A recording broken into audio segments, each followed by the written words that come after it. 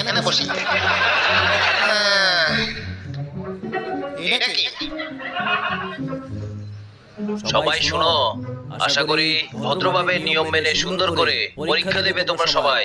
আর 2 minute পরে পরীক্ষা শুরু হবে। তোমাদের সামনে প্রশ্নপত্র রাখা আছে। বরাবর 8টায় পরীক্ষা শুরু হবে। এর আগে কেউ প্রশ্নপত্র দেখবে না। আমরা একটু অপেক্ষা করি।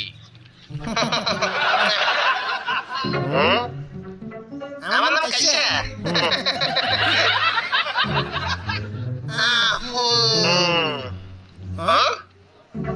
কলম নিয়ে ভাব দেখায়।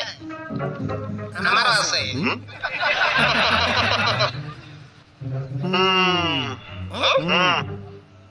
দুইটা কলম আছে, এটা নিয়ে এত ভাব। ঠিক আছে।